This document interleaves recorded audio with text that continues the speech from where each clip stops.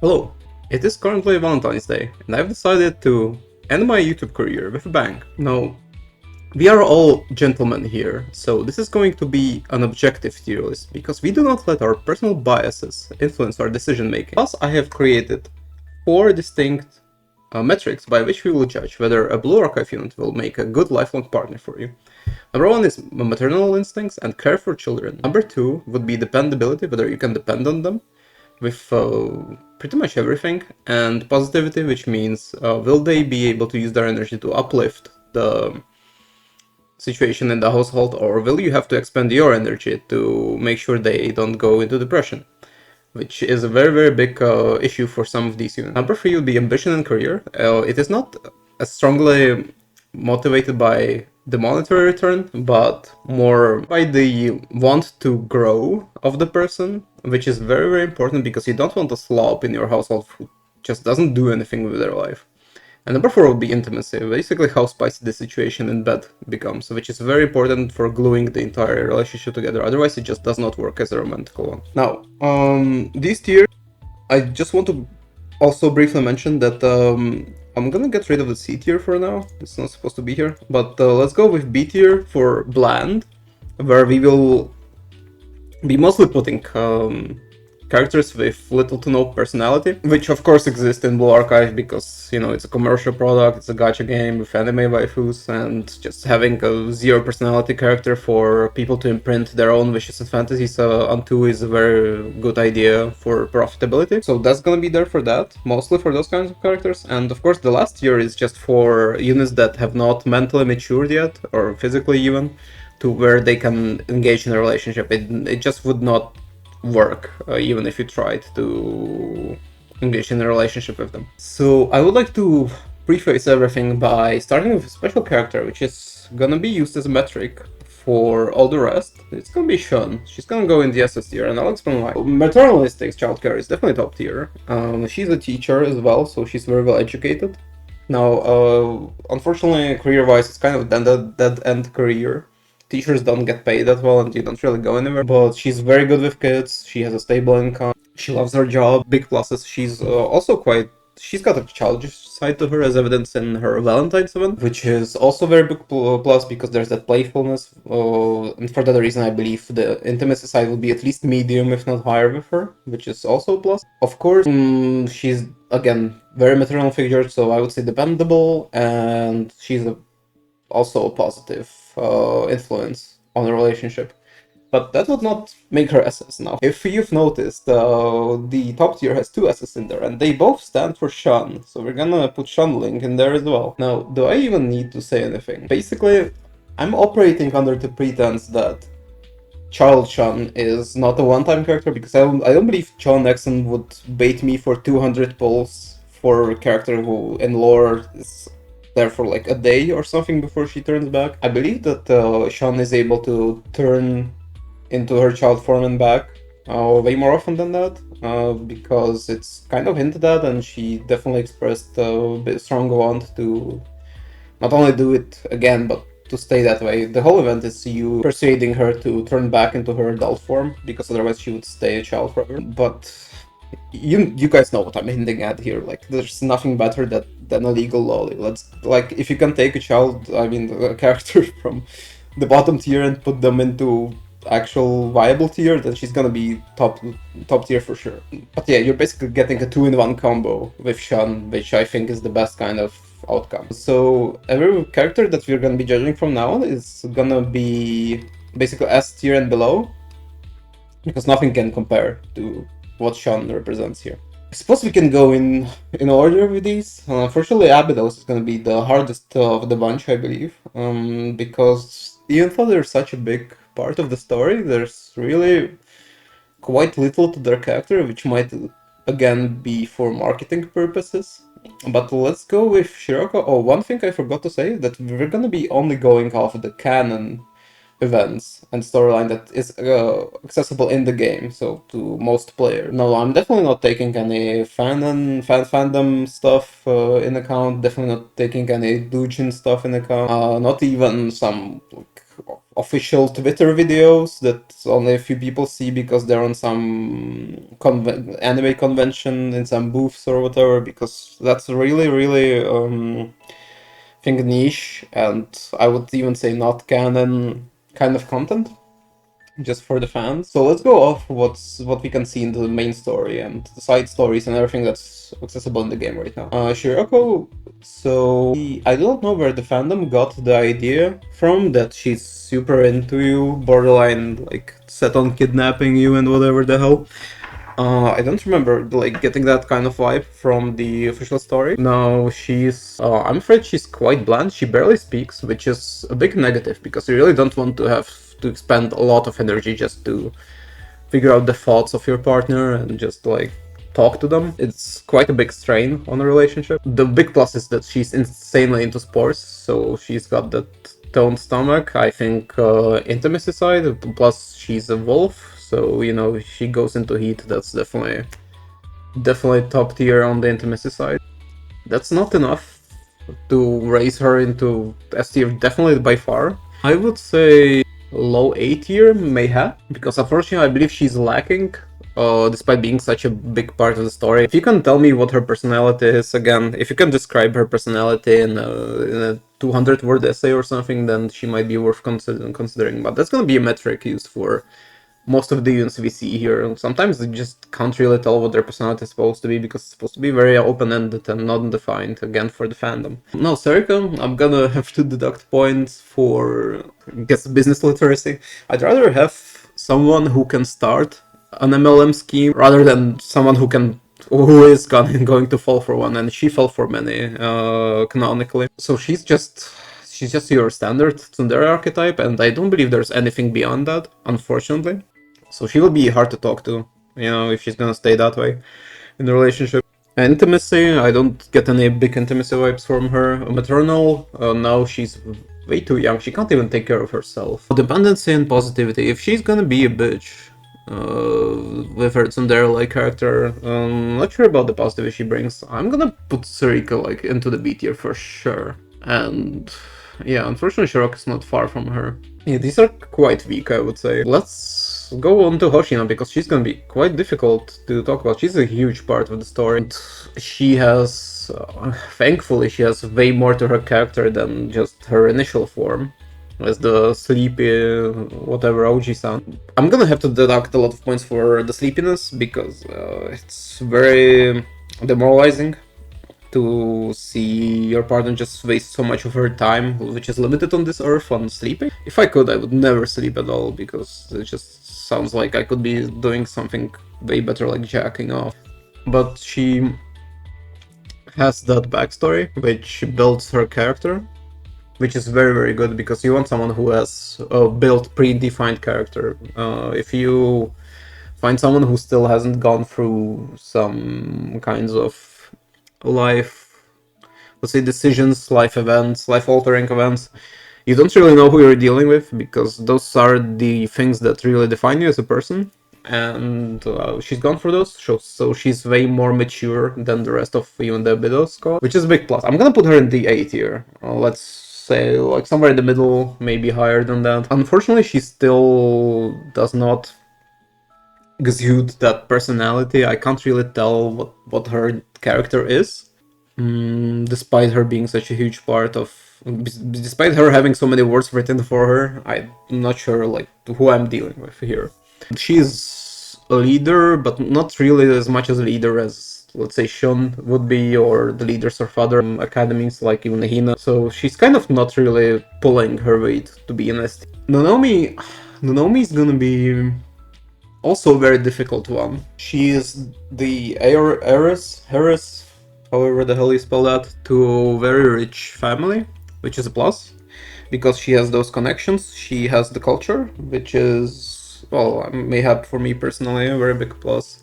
It is a very big boon to be with someone who knows etiquette, and I'm sure that she knows about relationships a lot as well, because she's been brought up with that in mind, to be a caring woman for a good man. That's as is standard in this kind of high society culture and these families.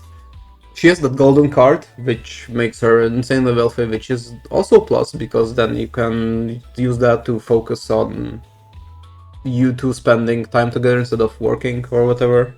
You can do interesting stuff together, like investment opportunities, maybe building some projects together, which is also a great way to spend time as a family. And of course, your children will be provided for. She seems very positive, and of course, dependency is tied to both her mental stability. I believe she's quite stable, and monetary stability as well. Intimacy-wise, I believe it would be. I think all the intimacy stuff with Nanomi is definitely fandom. They portray her way too. They make her look like Hanako, and I have no idea why. But I am getting up to medium vibes from her. I think it will be pretty good. I'm gonna put Nanomi in a higher A tier. I think she's gonna be leading A tier from now on because she just seems like a very good, very good idea for marriage and lifelong partner. Now, I mean not Takane, Jesus Christ. Ayane, she, so she's the de facto leader of the Bedo squad, despite being the secretary. She's definitely very cute. I like her a lot, despite her being such a low star character and low impact. Unfortunately, she's lacking personality-wise, quite strongly. I have my bottle of water here. I'm gonna need a lot of that for this tier list. This is gonna be a long one. But yeah, Ayane is a nerd, and I don't think that really goes for personality nowadays, especially. He gets frustrated and yells at people. I'm not sure that's also a defining character trait. No, what else? She's good with helicopters, which came out of nowhere, but otherwise, I don't know what to say about her. If you have any ideas of like the essay you want to write about her personality, I'll go for it. Otherwise, I'm just gonna put her into bland tier, but higher than Sarika, because she's at least smart, so she has that aspiration, those career prospects, intimacy-wise. I don't see her anywhere, so she's gonna stay in the high B tier. Now let's go Hina. I'm gonna say this, that I am not afraid of anyone. I will disappoint Midokuni if I place her anywhere low, especially, and he will hate me forever, which is a sacrifice I would be willing to make if Hina was anywhere below S tier. Fortunately for everyone to know, I believe she's super high S tier, and that's for many reasons. Well, first, the obvious, the thing that she is, let's say she's supposed to be this tier, but she is actually mature, so that's a very big plus for us connoisseurs. Second is aspiration and career. She's the leader of Gehenna, which is mayhap even the strongest academy. She's incredibly smart and powerful. She seems to be very much into the idea of entering a relationship with the main character, and it's kind of heavily hinted at as well. And in the canon story, that there's something, there's definitely a spark between those two. Internally, I can't say anything for her maternal instincts, unfortunately. Everything like that is just confined to the fandom. And there's one negative that I would really like to underline. That is workaholism.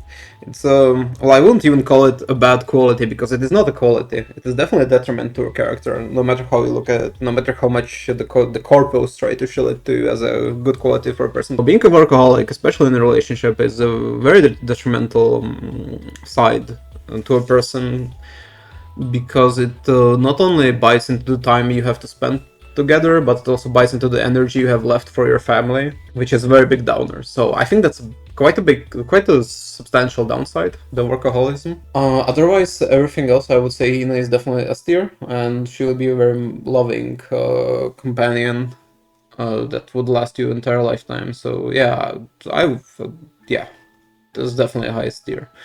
And she might lead the S tier for the rest of this tier list. Now, Iroha is supposed to be slightly bratty, which is good for the intimacy side. Let's say her body complexion is also a plus for the intimacy side, you know. You guys know. I'm sure everybody agrees with me. on this one. She's like a older sister to Ibuki, which is good for the maternal vibes. Her aspiration, or despite her saying that she likes to slack off all the time, she actually does her work diligently. So it's like all talk, no game, which is good in this case. Activity, she seems to be also quite uplifting for the main character, making sure that you relax because the main character is supposed to be an overworked idiot. I would say she goes into S tier as well, way lower than Hina though, but still quite on par, I'd say, with the entire team. Yeah, unfortunately, there's not much you can say about her character. That's the one thing really weighing her down. I can't really say like what her entire shtick is, other than being a little bit of a mascot, which is the issue for most of these characters, because again, you're supposed to project your innate desires on them, so you pull for them. Now, Iori. Iori is supposed to be like a tsundere or whatever. She doesn't even give the dare vibes in canon. It's all fandom stuff, basically. But yeah, I can't really tell anything on her. Like, the one thing kind of hinting towards how high her intimacy side would be is her swimsuit, which is good. Okay, that's a boost there. She's strong. She does not seem to be very good with the management of Gehenna. She's just there as an enforcer, I would say. So I'm not sure about the prospects of that, but as long as she's driven, at least it's not a negative on the career and aspiration side. Maternal instincts, I can't say anything about that, unfortunately. She's quite bland. I would say she goes either, again, as Shiroko, she would go either high into A tier, low into B tier. Again, that tsundere thing is gonna be very, very, very draining on your relationship if she stays that way. You would have to be very much into it. It would have to be a personal preference for you to be with a tsundere, and you can't tell unless you are with one, even if you think that this is a good idea for you. If you spend a couple of years in a relationship with a person like that, then you will be able to actually tell people whether it's a good idea or not. Even if you think that you're definitely into something like that, and you get into that, you can figure out in quite a short time that this is definitely not working out. It's the worst idea you've ever had. It's kind of a gamble that way. So I'm not sure. I might just put her into high B tier because she's like Surika, but better pretty much in this regard. Because she has that upgraded intimacy side. Ako is another tsundere, unfortunately. Obsessed with Hina. Well, I mean, more in the fandom than canon, but still quite doting on Hina, which means you have innate competition. Not the best. Now, maybe if you pick Hina, you might get some action with Ako as well, which might be a plus, but I'm not sure if it's gonna work the other way around. She's into roleplay, canonically, which is a plus on the intimacy side. Otherwise, I struggle to find any like actual qualities, personality, or any substance, I would have to say. He is quite driven career-wise, but again, a workaholic. A workaholic without the achievement that Hina has, because Hina is the actual leader and everyone respects her, and Aku is just there to do all the paperwork. Yeah, basically, when you're doing some kind of career growth, you want the accolades, not the underlying effort that goes for it. If you want the underlying effort, you just go into sole proprietorship. So I'm gonna leave Aku in high B tier because I believe she's quite bland. Chinatsu, her intimacy is gonna go up because of her onsen event. Otherwise, I struggle to think about Chinatsu in any kind of light. Yeah, she's just gonna go right next to Ako in the B tier. She gives off high maternal vibes though, so that's definitely gonna be a plus for her. Otherwise, not sure. Of course, being a nurse is a plus. Unfortunately, the career is absolute garbage, so that's a big negative. So as a person, I believe she would be good, but she has quite a few detriments around her. Aru. Well, this is gonna be tough. I believe I've seen one interview with the developer where the dude said that he wants to get a girlfriend like Aru, so I'm gonna be on his hit list because I'm gonna be placing Aru somewhere low. For as a leader, I'm gonna say she does have some qualities. I really like the way she handles Haruka and her bullshit, where she pays zero attention to when Haruka goes full depresso and schizo, which is a good way, I think, to handle, while giving Haruka the companionship and care that Haruka needs. So it's quite a healthy way of handling such person that's close to her. She could do better, for sure. As a leader, well, let's just say career-wise, she had her entire team sharing a cup of ramen in the story, which is definitely a low point. So that's a 0 on the career and aspiration team. Well, at least aspiration-wise, she's going for the gang leader role, Success-wise, it's really not working out. What else? Intimacy-wise, I can't vouch for that at all. There's zero hints dropped on that. And maternal instincts, well, she cares for Haruka, so it's better than nothing. But Aru, let's go for a low A tier. Because I'm gonna keep hoping that there's more to her than they show, but again, if I'm going off the canonical, she might be high B tier, honestly. She's giving me some kinds of D's vibes, but at the same time, putting Shiroko in A tier and not putting Garu there is kind of unfair. I mean, other than being a dork, she doesn't really have many character traits, but it's better than nothing. It's better than nothing. Okay, let's leave her there for now. Now, Mutsuki, I lied. Because Mutsuki is here, and Mutsuki is gonna be, I think, a staple in A tier. She is, other than being a lolly, which is a big plus, she's Metsugaki or whatever, which means a brat, and the way she acts, it's definitely gonna carry the intimacy side. That's gonna be very high, I believe, with her. Positivity. She has the emotional intelligence to not always be like that, which is very good because when you need her to be serious, she is gonna be serious for you. Otherwise, she's gonna keep the mood in the household up. For sure, maternal instincts, unfortunately, I don't see any. Aspiration and career, I don't see any either. So she's kind of carrying two and not carrying two at all. So she's gonna be... But she really carries the intimacy and the fun sides really strongly. So that's gonna get her spot in the mid-A tier. Now, Kyoka, the whole thing with Kyoka is that, oh, she's a misunderstood good girl, but like she listens to heavy metal and wears dark clothing, so everyone thinks she's a badass. I don't know what kind of trope that's supposed to be. It feels like a very weak trope to get you to sympathize with the character. She speaks very softly and rarely. She seems very intelligent, but I don't think being with her would be fun. It would just be a kind of middle, just absolutely middle kind of mellow is the word. Yeah, it would be an absolutely mellow experience. You would just exist next to her, not really live well or live badly as if with some other. So Kyoka is gonna be B tier. She's gonna be under Aru for sure. I mean, the one thing she has going for her is intelligence. And unfortunately, she is over the age of 18, so that's a big negative as well for us, Haruka is definitely one of my favorite characters. She's going to go into this tier. She's gonna be the first one actually there, because she is definitely not mentally there yet to where she can enter the relationship. It would be a complete disaster if you try to get close to her. You want your partner to first of all have their shit together and love themselves, because if they don't love themselves, they can't really love you. They're just gonna be dependent on you, and it's only gonna spiral your relationship down. Other than that, I would probably adopt her, but yeah, and I don't know, maybe if she grew into an actual person, she would be a viable partner for you.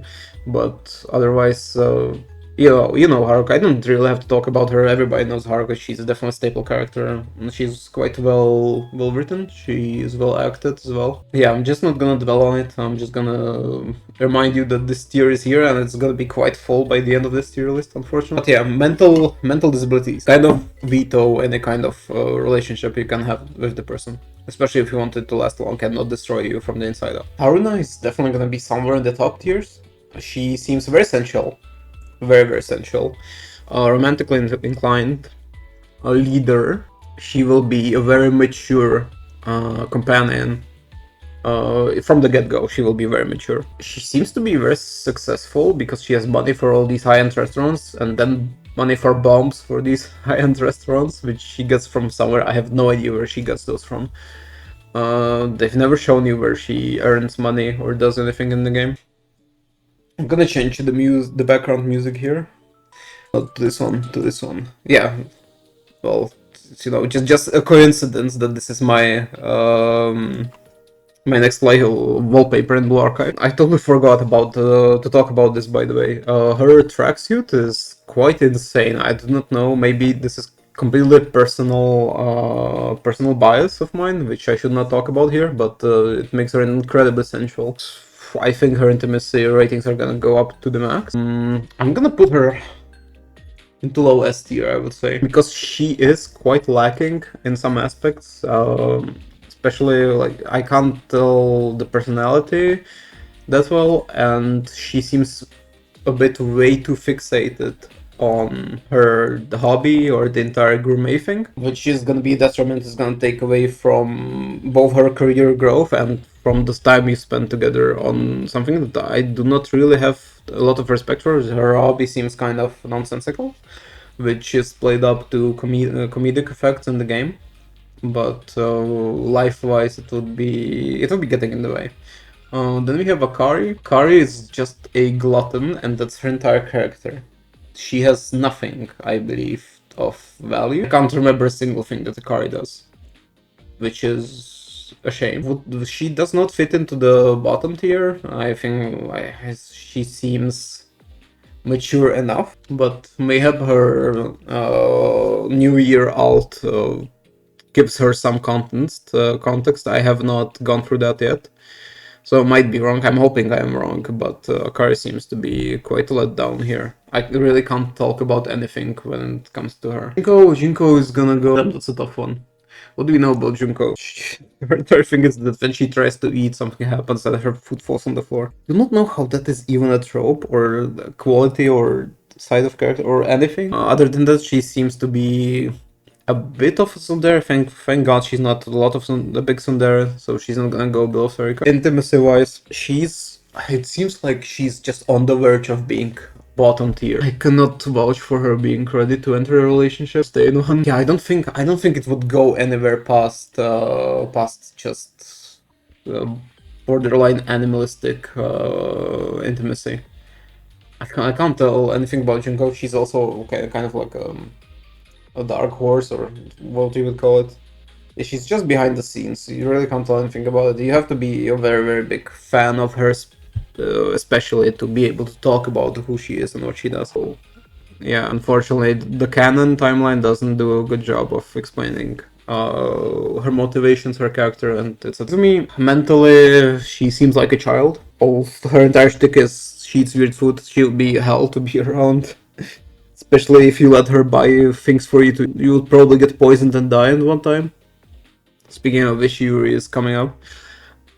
But yeah, she has a very sensual body. I'm very much loath to say she would be ready to be intimate. I don't believe so. Despite her having such a sensual body, when you actually do get into bed with her, it would just not work out. And if you have just standard morals, you would most likely just cancel the whole ordeal because you would be very confused and she would not know what's happening. And in order for you to have an intimate relationship, well, first, both parties need to be aware of what it entails so that they can also express consent. They need to be aware of what's going on, they need to want it, and those are the two things that you really need to check first before engaging in a kind of relationship. Unfortunately, I don't believe Izumi is aware of what's going on. How most of the time her brain seems to be kind of empty, maybe filled with chocolate burgers or whatever the hell she's into. And of course, the want part, I could, for Haruna, I could say, yeah, she's gonna want it. For Izumi, something like, first, she doesn't even know what she's getting into, second, how is she gonna want it, and she doesn't even look like someone who would want to get into that kind of relationship. Sure, she's gonna stay in the bottom tier. Now, Fuka's gonna be tailing behind Hina, I believe, in the S tier. I don't think I have to speak at length about Fuka, but she's definitely top waifu material. Not only because she cooks well, she looks like she would have very great maternal and family instincts. She would be very loyal to the family and family oriented. She seems to generally care a lot about the main character. And in the canon, you even tell her that you love her, which is like, what kind of hints does John Nexon have to drop on you guys to understand that she is top wife material? So objectively, I would put her right behind Hina because she is lacking that career aspect, but her aspirations are not bad because she's aspiring to be pretty much a loving wife too, which is no way less than a very good career aspiration. Intimacy-wise, unfortunately, the high intimacy part is, you know, the doujin I'm thinking of right now, guys. I don't even... Somebody's gonna give you the numbers in the comments, I'm sure. Otherwise, canon-wise, nothing too romantically hype. Or nothing to hint at that side of her character. Unfortunately, that's the one thing she's lacking in, but she's still gonna keep her spot. Now, Juri, she seems incredibly sensual, but not on purpose. Other than that, her entire shtick is that whatever she cooks is, well, it becomes alive and it's basically inedible, which is a very big detriment when you're thinking about the wife factor. Well, it doesn't matter that much if you're willing to cook, or, you know, you Zoomers order Uber Eats everywhere or whatever, takeout, go to McDonald's. I don't know. People don't cook as much nowadays. Unfortunately, it's not as valuable as it used to be in my days. You can tell I'm turning 30. God, I'm such a boomer. Jesus Christ, did I really just say all that? Anyway, cooking apart, her character, unfortunately, not much to it other than the fact that I can respect her perseverance in pursuing the hobby she likes, despite fate basically putting sticks in her wheels, or whatever the saying. Yeah, fate has been unkind to her, basically giving her an innate talent that completely opposes what she wants to do. Other than that, Yuri, yeah, the sensuality, she seems incredibly sensual. Other than that, I think her maternity levels would be higher than low, so up to medium, and that would stick her into I almost willing to put her here because she doesn't show any kind of being interested in a romantic relationship or anything like that. But let's put her into high B tier. Yeah, behind Aru. I mean, the tier list is not letting me put her here, so I suppose it's fate. Yeah, just like her cooking talent, it's just fate. She's gonna be in here. Senna, oh my god, Senna seems super hard to talk to, which is again a very huge detriment. She is a nurse, so health education is a big plus. Other than that, I don't know what her aspirations and career growth are like. She seems very content with where she is, which is not a plus, I would say. You really want someone who keeps wanting to grow past their limits. Yeah, I don't think she's gonna be able to lift you up if you're feeling down. On the dependability side and intimacy wise, there's just nothing. Yeah, she's kind of failing pretty much on all of the criteria. Put her somewhere here and move on to Kasumi. Kasumi, well, she's the foot fetish person, so if you're into that, she's a tier for you, I suppose. Other than that, childlike body, big plus. Can't believe I'm saying that with straight face already. She is a leader, but she's very stupid, which is basically the canon. She's kind of an airhead, and she doesn't seem like an airhead. She seems competent, but actually, it's not like Aru. It's different. She's genuinely incompetent at things, unlike Aru, who's just Klotz, I suppose. Her voice is incredibly deep. It's a very big mismatch between her appearance and her voice. So if you're into that, it's also a big plus for you. Maternal, none. I'm just gonna put I'm gonna have to put both of these two girls from the Hot Spring Development Club into the bottom tier because they are just mentally not developed enough to be in a relationship, which is very unfortunate because I really like Megu. Actually, gonna prove that to you right here. She's one of my faves. She looks she has a flamethrower. Definitely, is a big part of why I like her. But she looks very well. Intimacy side, her entire Bond story is her trying to get you naked into a bath with her. Very suggestive, but again, the story confirms that she has no idea what's going on or what she's implying. So that's a very big sign that she does not know what a relationship. So she's not ready for one, and she does not want to. So she's gonna be in the bottom tier, and Kasumi is also. They're basically both kind of stupid canon-wise. Again, which is a very big shame. And we can only speculate on what her criteria would be, maternally, blah blah blah, intimacy, because we can see that she is not ready relationship. So that's basically kind of a thing that gatekeeps them from going into anywhere of the above tiers, because you can't even get into that until you know that they're ready for a relationship. Makoto, incredibly childish, but on the outside, she seems very mature. It would be very hard to be with her. Yeah, I believe, because you expect, from a partner, you expect them to be, again, dependable, you expect them to be mature when they need to be mature, and Makoto is just unable to be the adult, pretty much, when it is needed, and she's supposed to be the de facto leader of the biggest conglomerate, or whatever the hell, in Kyoto's, which is a huge detriment. She tries to care for Ibuki and fails, which is, I don't know, both a plus and a minus when it comes to the maternal instincts kind of stuff. Yeah, Korean aspiration-wise, she's really bad at her job. That's definitely a minus, but she got there somehow, so that's a plus. But then again, we live in the age of nepotism, so maybe that's not really saying anything on that end. Dependability and, let's say, the positivity. No, she would not really do anything. I don't believe that she's capable of doing anything to cheer you up, keep your keep your mood going. And intimacy wise, well, the one thing I have to say, when I saw her in the party event with dress Hina, if I was there, I would just take her to the side and say, don't tell this to Hina, but you're completely slaying this, because she had the best outfit. It was completely in a different league than everyone else's. I mean, Ako seemed like a cow in hers, in my personal opinion. Hina seemed very, very good, and my favorite color is purple, so Hina was definitely top tiering it. Ibuki was kind of cute, but Makoto, Jesus Christ, she was completely somewhere else, like galaxies away. If there were like 50 more tiers to this tier list and it was judged purely on the way they wore dresses, Makoto would be in the top one. Other than that, let's just put her into Unraid, because she has not dealt with herself. She is not a capable standalone personality to complement your own. She is more of a mascot as it stands, unfortunately.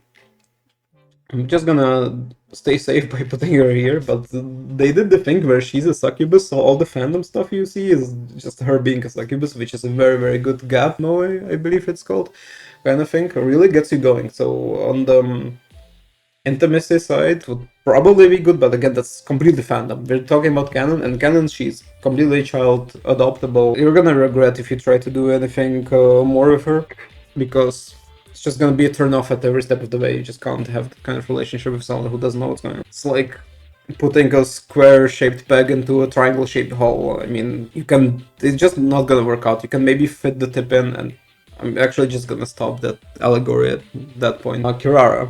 Kirara, her entire personality is she's friends with everyone, and she's kind of a ditz, a positive one. She'll be very annoying.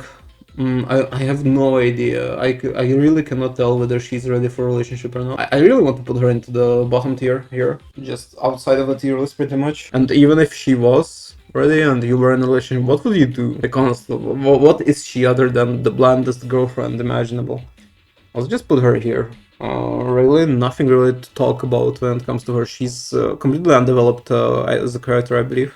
But she's good with people, which is a plus. So it's really up to personal preference on that one. I really can't vouch for her objectively. Yeah, I guess she's gonna keep your mood up, but it seems like she's kind of just able to ignore the bad aspects of life rather than work through them, which is kind of like empty calories when it comes to cheering you up. Now, Yuka. Yuka, I believe, is the most drawn character by the fandom, and he has such a huge part in the everyday story, I suppose, of the canon. Now, let's just go through the checklist, because I really don't know what to say when it comes to Yuka. She's incredible. Well, if she's the most drawn character, the most fan favorite character, it means she's the blandest character, because that's how those waifus work in anime and video games. This is just an objective statement. So let's just go through what we know about her. Maternally, well, she seems like a more mature kind of mid-girlfriend kind of person, so I can't really vouch for her maternal vibes. But she is kind of like a mother figure to the GDC club and Koyuki. So that's a plus. So we're working with something that's more than a zero there. Intimacy side, she seems incredibly vanilla, so I can't really vouch for anything there.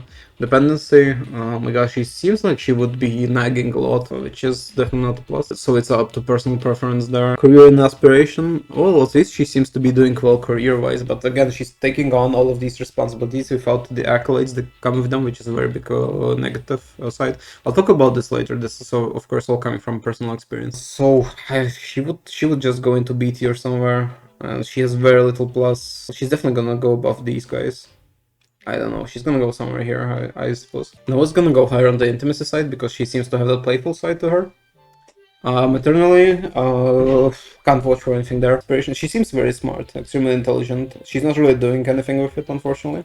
She seems quite dependable. It's really up to personal preference whether you can stomach the way she acts, this kind of teasing character and this kind of mysterious aura. So if you're into that, I would really like to her if she wore her heart on her sleeve, but that's not the kind of character she is. So personally, it's just gonna be difficult, more difficult for you to be with her than if she was open with her feelings and thoughts. But she is definitely ready for a relationship, so she can't go in the bottom tier. She's gonna go somewhere below. You can't leave it at her. The Koyuk is here. Damn, the Sotofi. I want to put her in the bottom tier. She has this innate talent for cracking passwords, which is very good, I believe. Her career prospects are immense. Her aspiration is holding it down. It's dragging it down by a lot. Maternally, there's nothing there. Yeah, she's definitely a positive person. So that's a plus. Dependability, I would not call her dependable. She embezzled funds, didn't she, in the cancer? That's kind of really a red flag when it comes to who's going to be keeping the shared bank account passwords. Well, if you're going to have a shared bank, I would write up a prenup. I'm going to write up a prenup in any case, but Koyuki would have be at the forefront of the reasons why. Prenup is a premarital agreement for those of you who are not lawyers in the comment section.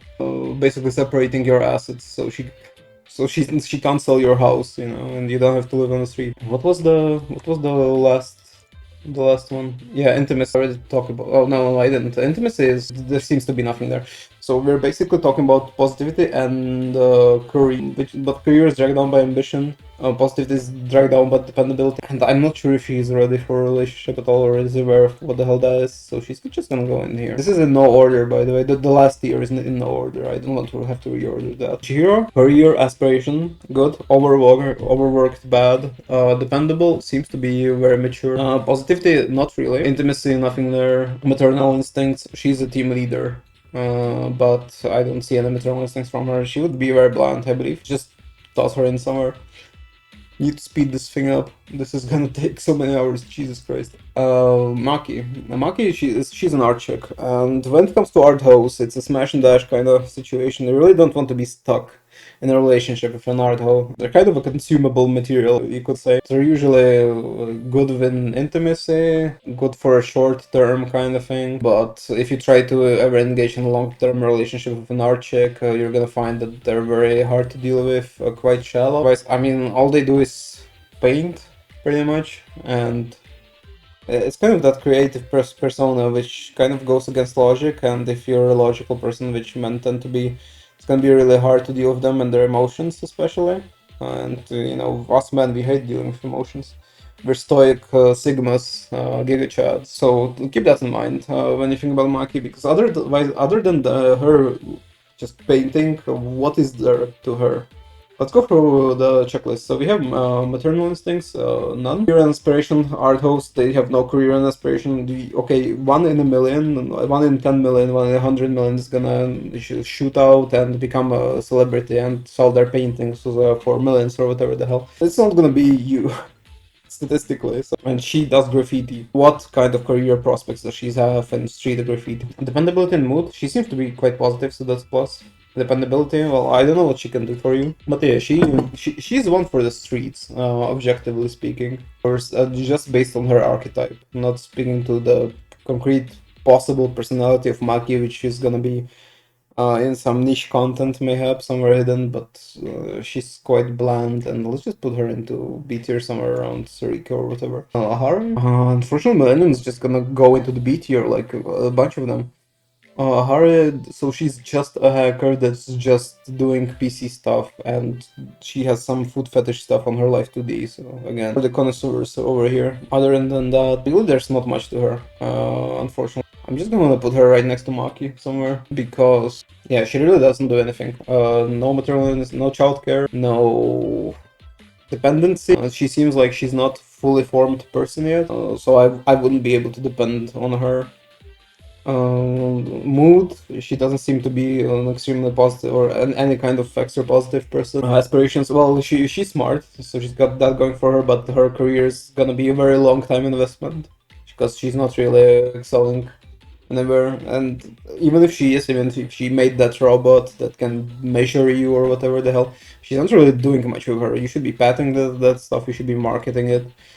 She doesn't have that kind of drive, so okay, she could be an investor maybe if you're really street smart when it comes to business sense. You two could do something together, but again, I'm just making shit up to make her seem presentable. And wise, You would basically have to carry this relationship, which is not really something that you want to do, especially if you have your own aspirations and you don't have infinite time and capabilities and energy for a relationship. Kutama, so her thing is she's really into you and she listens to your ASMR. She puts hidden, what are they called, listening devices, which is cool, I suppose, cute. I believe them to be ready for a relationship.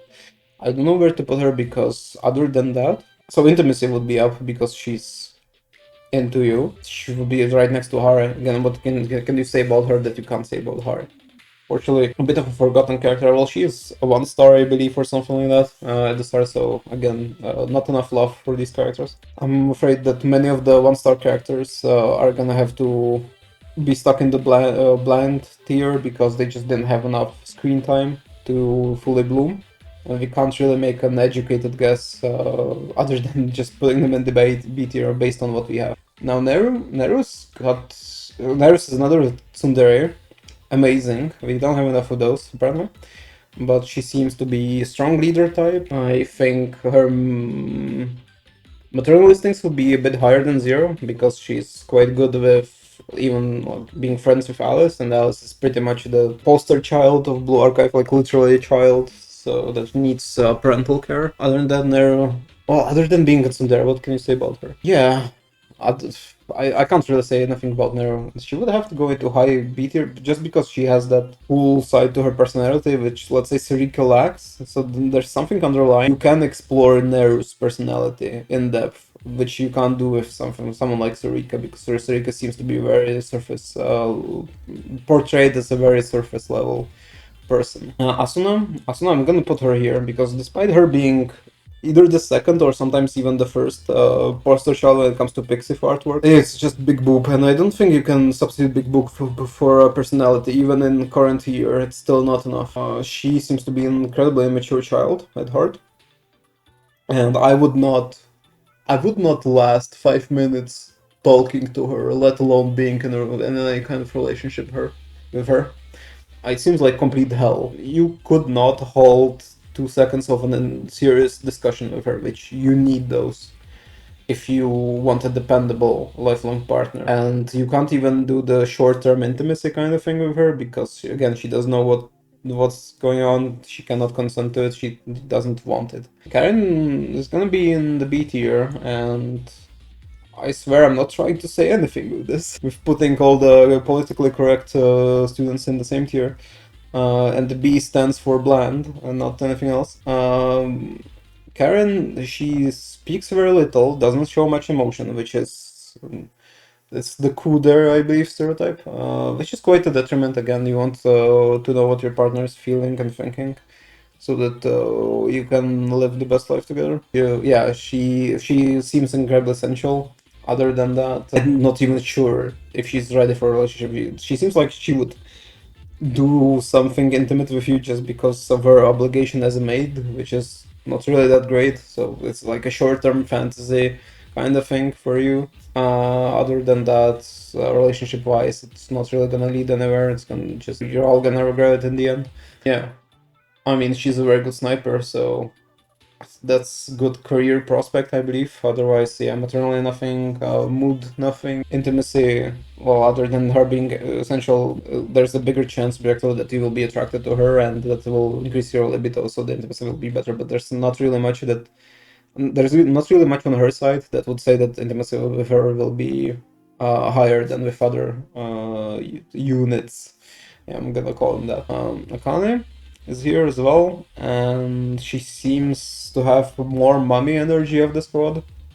So she would be better. She would definitely be better. I'm gonna maybe even put her in low A tier. Yeah, she seems like she would be way more dependable, way more better at lifting up the mood. She can understand serious topics. Intimacy with her will work because she seems like she's aware and would want it. Nothing special though. She doesn't seem like she's gonna be a freak in the bed. Unfortunately, and maternally, she's gonna be better than the rest for sure. Again, career prospects, nothing too much over there. I mean, they are technical assassins and maids, which is good, but nothing too incredible on that front. Toki, I would say she's definitely not ready for a relationship because she has abandonment issues and she seeks validation, which you can use to enter a relationship with her. It will not be good. And so I believe we don't really have to figure out the rest of her metrics and can just leave it at that. Unfortunately, Toki seems to be quite attractive and many people seem to be into her, but I can just tell that she's not ready for a serious relationship. Utaha, I chose this avatar because she got such a glow up with her cheerleader outfit.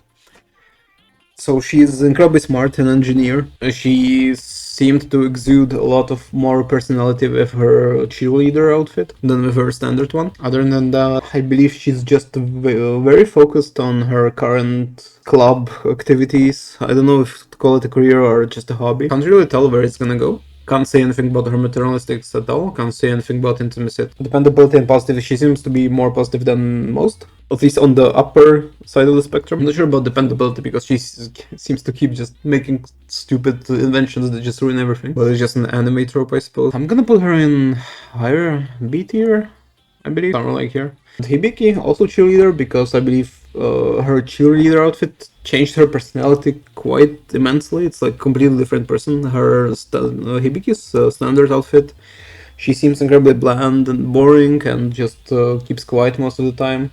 Her cheerleader outfit just really brings out that inner cuteness a lot because she's incredibly shy, and of course she looks incredibly sensual in her outfit. So intimacy, she's a dog again, goes into heat most probably, so intimacy would be peak on that side. Maternal instincts, so I mean she would have to just become a mother of 10 and deal with it, I suppose.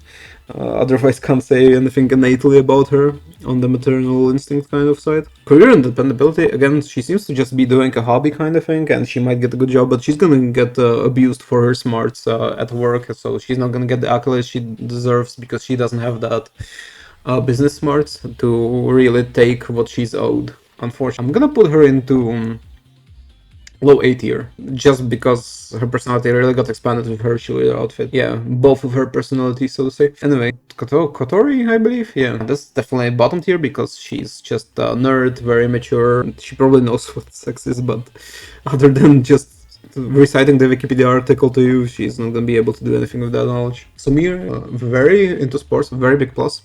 On the intimacy side, muscles in the right places make all the difference, and shit. I think I don't know. My mind is completely in the gutter. I have survived like an hour of this, and I'm already kind of falling apart at the seams. But yeah, maternal instincts, nothing really. She seems to be a bit of a leader. In prospects, well, being a fitness coach is really. I think it's even a smaller chance to shoot out than those artists selling their paintings for months. If you want to be career coach and getting thousands of dollars per hour from celebrities, there's like 5 of them in the world or something like that. Really not a prospectful career path, unfortunately. But she seems to be very dedicated to what she does, maybe too much. She would probably run you to death if you were in a relationship, but you would not be fat with her. You would be in top shape. Which would you suffer for it? You definitely would. Other than that, unfortunately, not that much character. I'm gonna put her into B tier, but she seems to be ready for a relationship. So I don't know. Let's just put her somewhere here. Okay, I'm not. Yeah, above Maki because at least she's gonna keep you in shape, and it's a very big plus. Himari, foot fetish again. Foot fetish warning for who needs it. Other than that, incredibly full of herself, which actually is a plus in the modern world. You know, everybody wants to be like Patrick Bateman nowadays, but also for your career, it's very good to always position yourself first. In a relationship, it's also good to position yourself first, or always love yourself first, so you can give everything to the other person in an intimate relationship or romantic. I mean, intimacy. If she really cannot move her legs, that's a very big negative. I mean, if you're into that, you could use it as some kind of roleplay crutch. But if she's unable to perform like half of the fun positions in bed, then that's a very big negative. Because if you're just doing missionary 24/7, you're gonna get quite tired. If it's just for looks and everything's functioning well, then I believe Himari is a very good option because again she's super smart. She has very good connections. She seems to aspire for greatness. Well, there's just a little bit maternally because she seems to take care of at least a little bit about like Toki is pretty much a child because of her mental state. and Aris too. Yeah, let's just put her into somewhere A tier, I would say. Oh yeah, like here's looks good. I'm just gonna move Shiroko here. Yeah, this seems like a good spot for her. Amy, again, does big boobs equals big personality? I would say no. Is Amy even prepared for a relationship? I have no clue. I have no clue what her personality is actually like. I have no clue what her character is like, and I have her alt. And she looks incredible in her swimsuit, but what is there? Well, if she just drags you in to compare bras as the first thing in her one story, and that's her life 2D, and she seems like she does not get the implications at all. Well, she seems like she's more aware later on in the story, like Decagrammaton. But then again, who reads Decagrammaton story? I've never skipped anything in Blue Archive, and I've skipped Decagrammaton because it just seems so weak when compared to the rest of the stories in Blue Archive. So I really can't tell. Yeah, she seems... Let's just put her in... I'm gonna presume that she's ready for a relationship, and thus I will put her in the bland tier. Yuzu. Yuzu definitely needs so much growing up. Both as a child and both as a mental state kind of person, where she's just locking herself in the... My throat hurts so much already, Jesus Christ. She keeps locking herself in the locker, in the game development club, and there's like 3 people she can talk to in total. Very weird how she's the club leader. I have no idea how that happened, but yeah. She's a gamer though, she's definitely a gamer, which is a huge plus. We take those W's here. But yeah, she is not ready for a relationship. Midori is much more mature than Moi. I'm gonna put Moi here. I'm gonna put Midori somewhere higher out of these two series, because these two, well, she's the... I think Momoi is technically the elder daughter, right? Elder sister, I mean. Which is funny because Midori is so much more mature when compared to Momoi. It's like a tongue twister, actually. I'm getting confused over here, but yeah, she seems to be aware of what a relationship could be and seems to be fond of the idea. So I'll just put her in somewhere in here. I don't know where. Other than that, let's think about this maternal instincts. Well, I believe she's the younger sister. Other than that, she's not really shown any childcare qualities. Aspirations, none. They're just children just making video games. There's not really any career aspirations there, unless they... But then again, they did release some games and they have commercial success in the story, which is very good basis for sole entrepreneurship or just making a company with friends. Which means like in 10 years they're all gonna sue each other for rights for the company, as it usually goes in the real world, like Yuzu and Momoi. But yeah, she could be a sole entrepreneur. That's pretty good. And mood-wise, she seems to be quite mellow, but not in a bad way. She seems to be like little bit above medium when it comes to mood and dependability. I don't know how can you depend on her? She is still quite young, and what can she do as a partner to help you when you are faced with something difficult in life? That's why she's gonna be in the B tier. Aris, definitely a child, adoptable. Mika, unstable, needs to figure her shit out before she tries to jump into a relationship, which she seems to be trying to do to deal with her issues, which is quite standard, because of course it's easier to hope that someone will take care of your stuff for you instead of taking care of it yourself. So yeah, deal with your schizo shit, take your meds, and then maybe we'll talk. Nagisa seems to be obsessed with Hifumi, which means maybe if you choose Hifumi you might get a threesome. Otherwise, choosing Nagisa means you have competition. And can you compete with Hifumi? Well, I don't know. That's up to you. Other than that, she's a pretty good leader, and she can navigate a politically difficult environment, which is very rare to see in people. So I would say her prospects are good. She just needs to be able to monetize this stuff, maybe campaign, and maybe, release a meme coin or something on the blockchain. I don't know how these things go. And yeah, you'll be in the green, money-wise. She seems to be able to offer words of advice. I'm not sure about the emotional side of positivity. No, she seems very mellow. She seems very in the middle. And intimacy, I get absolutely no vibes from her. I don't think intimacy with her would be anything super good. But she's definitely not bottom tier. She's definitely ready for Freddy, and she's gonna go fucking somewhere. I'll just put her somewhere. I'm kind of confused on the order of these. Yeah, blame Gap Moe for Tsurugi's existence. That would be like, I don't know, like setting off a nuclear bomb if you ever try to engage in an intimate relationship with Tsurugi. I'm not gonna say that she needs to be put in a psych ward, but she definitely needs to figure out what the fuck is going on in her head before basically doing anything else. This is not normal behavior. Basically, don't stick your dick in crazy. That's the number one advice any good man can give you online. And sure, she's cute when she's not screaming into your ear, but when I start up Blue Archive and I get jump scared, I just blame whoever the hell thought of that.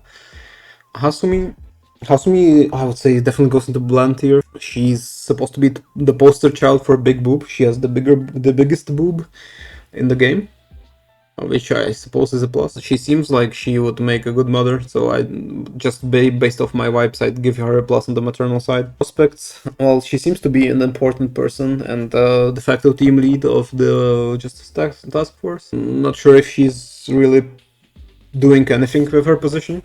Doesn't seem to me that way. Doesn't seem like she's growing in the career department or using kind of her prospects that way. Dependability.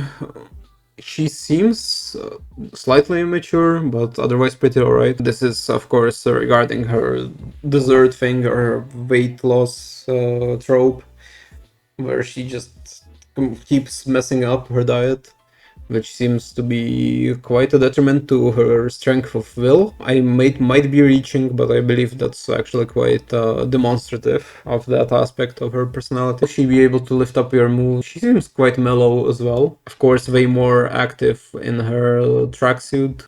Yeah, I think she's just kind of a strong middle character. Just put her somewhere. Mashiro, the one thing I remember about her is that she doesn't wear underwear, which is kind of risky. Definitely intimacy up. I believe it is strongly hinted in the canon that she's going commando, unless that is just a fandom thing that's ingrained itself in my brain as being canon, which in that case, whoops. Yeah, so her intimacy side is boosted. Maternal instincts, none, I would say. Nothing to indicate positive or negative maternal instincts. Career prospects, I don't really see any drive that she has. She's very content with where she is. Also a good sniper, so that's a plus, I suppose, in context. I think those are well paid. Yeah, dependability and positivity, she seems very, very mellow. Yeah, she seems like she doesn't really express emotions that much. I wouldn't say that well, but not that much. Yeah, I'm just gonna put her somewhere else. Ichika, I don't understand why she has her eyes closed like 99% of the time. Like, how does she function? What is that trope? I cannot comprehend. But otherwise, she's very cute. Seems to be a very good standard girlfriend kind of character. Seems to be a good team lead. The mobs look up to her. So let's go maternal instincts higher than medium. Career, well, she's a team lead, which means like all career paths are open to you because it doesn't matter what you do and how you do it, as long as you can get people to listen to you. You're getting into management, so you can just sit around and do stupid decisions all day and get paid the most for doing those. You get paid more than all the people under you combined. Yeah, she seems to be good for uplifting mood and dependability. She seems to be quite mature. Well, at least a little bit more mature than standard. So I'd say all good on her front. Intimacy, I have no idea. Canon-wise. I don't think anything really shows that the intimacy would be anything out of the ordinary. So I'm gonna put her into low A tier. Yoshimi, another tsundere. I personally like her a lot, despite her being tsundere. She doesn't really have much when it comes to character or personality. God, editing this video will be such a pain if I will even do that, just cutting out all the pauses while I'm drinking or thinking.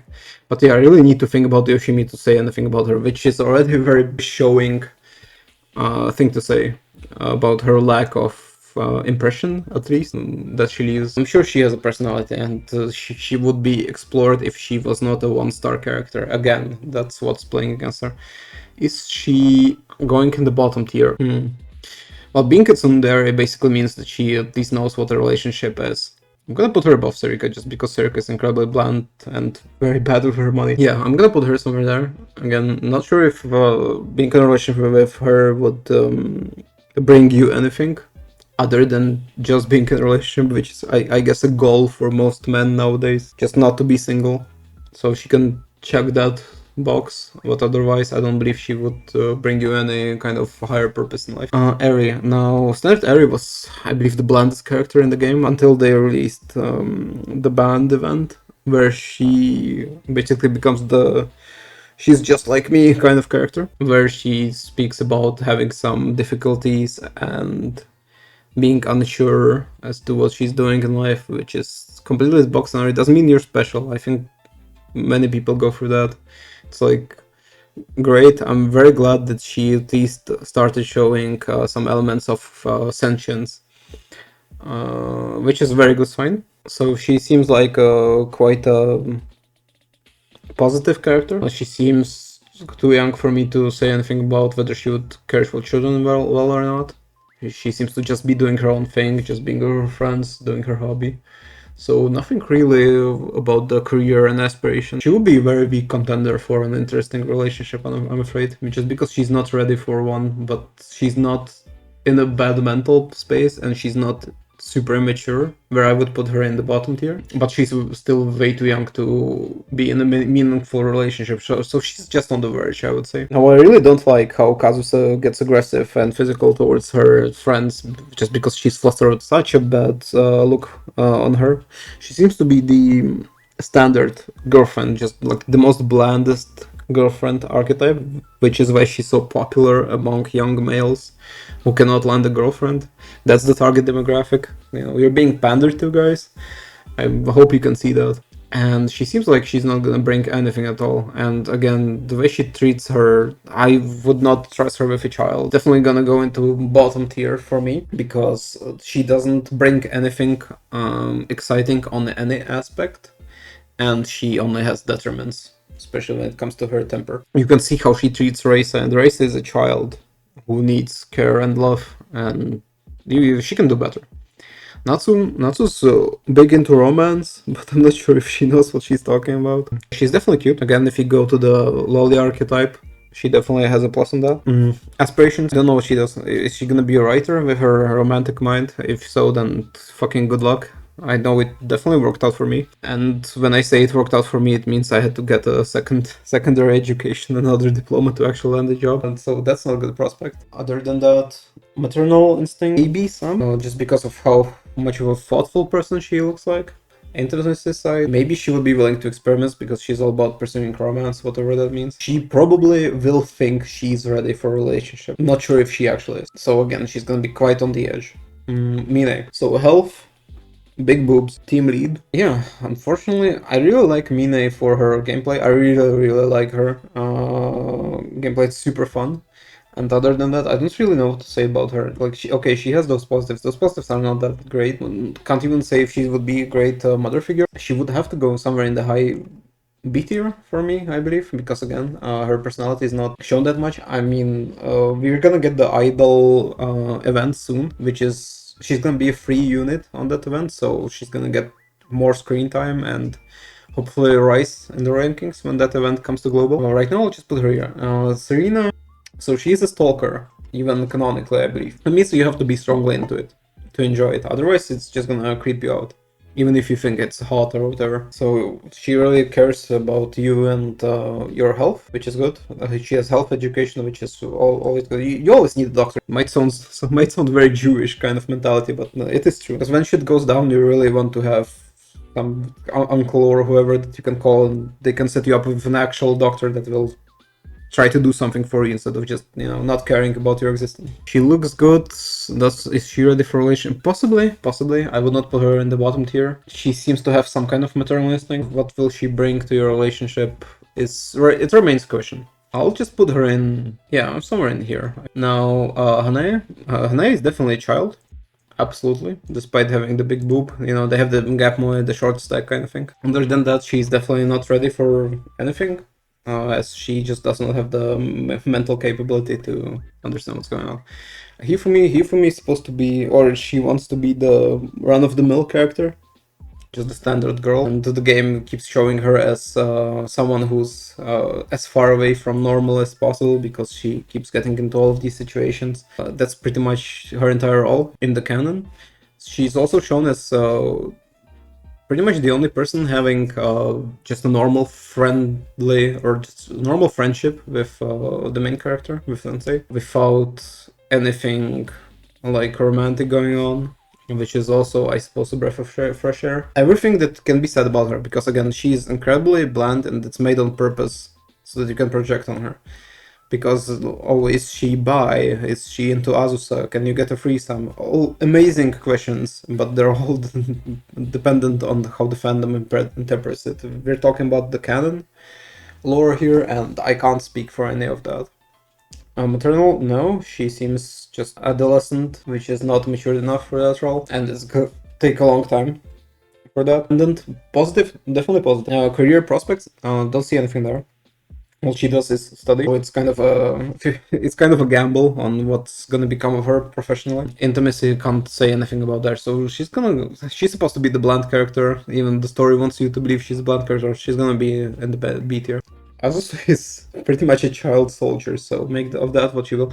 I'm gonna probably put Mosafarius in here because they really need to get over their childhood trauma before they can offload that emotional baggage onto you. You will have to be very much into it, and it will have to stand the test of time when it comes to being with anyone from the Arrow squad.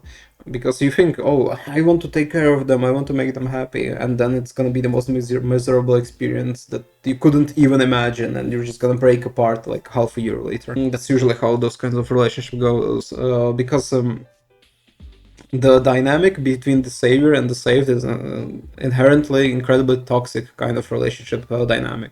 I can both confirm, and so many resources on relationships stated as being that, because it's just basic psychology.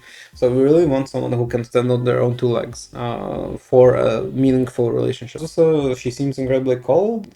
She barely speaks, barely does anything. She just does not. She's not aware of. She seems like she's not aware of what's going on in her life. Maybe it's just some way that she uses to shut off trauma, where she's just so distant from everything that's going on in her life. The only real times where light shines on her personality are in her swimsuit event, where she starts acting like a real just small girl growing up, being into cute things, spending time with her friends, blah blah.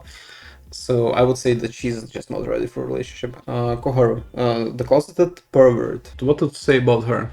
She seems to be ready. She's gonna be tsundere though. She's gonna be hard to talk to. Maternal instincts, don't see any. Aspirations, well, she's barely keeping up with her grades, and she's more concerned with gooning all the time instead of studying. So, perfect match for most of you, I'm sure. What else? Dependability, positivity? No, it seems like you'll have to carry her pretty much. So I would say she's somewhere low B tier, and might be just very hard to deal with because she's just not mature enough where she can accept who she is. That's a very long road, and if you really want to expend most of your life essence on helping her down that road because before she is mature and ready for a relationship, then have it your way. But it's a dubious investment at best. Hanako, that's gonna be a very difficult one. So we've got intimacy and sexuality at the top, most likely. The one time where her real personality shines, where she's just not only pretending to be the biggest pervert on planet Earth, is that one swimsuit event that came out with her first version at the Lemon Orchard, and all she does is just say like thank you for keeping up with my bullshit, and it doesn't really show you any more of her real persona or anything. But she seems to be extremely smart to where she can fake her grades on the test, or not fake, but get a specific grade. She got 69 on the test because it's a funny number, and to get that you basically need to know all the answers correctly, so you can get the wrong ones where you want them, which is very cool and definitely a huge flex. Other than that, maternal, and she would be a bad influence on your kids probably, but not in a bad way possibly. I would say Hanako is definitely gonna be A tier. I'm not sure where though. So she's smart, so good prospect. She seems to be emotionally very stable, and she's gonna be caring. Possibly moderately, not sure. Intimacy is gonna be high. I would say she goes into A tier, maybe like somewhere higher, something like that. Izumi. Izumi seems to have a niche of very fervent devotees on the internet. I do not know why. She has such. What is this about her? Otherwise, she's a low star unit, which means she's not gonna have enough screen time, which means she's gonna end up in the bland tier. I do not know what to say about her. All she does is patrol, I believe. I wish she did patrol because then she could get into a very lucrative business, and that will bring a lot to the family. But and she likes to throw flashbangs around, and I do not want to risk being around her and getting flashbanged in the face, because that does not sound like a fun time. Reisa. Unfortunately, I'll have to put her here. I really, really like Reisa. I didn't know what the buzz was, and I only got her, I think, last fest, and she seems to be a good character. Don't really like how Kazusa treats her again. She seems to have abandonment issues, which is gonna skew any kind of relationship you have into the savior and the saved dynamic again. You're gonna be the father figure, which sounds like cool and hot and whatever, but in reality it's just, I did not ask for a daughter, I want a dependable partner by my side. That's basically the thing. Other than that, I would say she has a deeper personality than most, which is a very big plus because you want to keep exploring your partner, not only physically but also as a person, because that keeps things fresh and exciting in a relationship. It feels like her entire way to draw people in is to be the antithesis to what a good partner would be. That's what I think. So she's a shut-in. She's a huge nerd. She's extremely antisocial. Like her biggest and only character arc is her becoming friends with Hinata, who I'm gonna speak at length in a bit. I think it's even canon that she doesn't really bathe that often, which is a huge turn down. Like, Jesus Christ, the woman, go take a shower. And she doesn't exude any kind of romantic interest.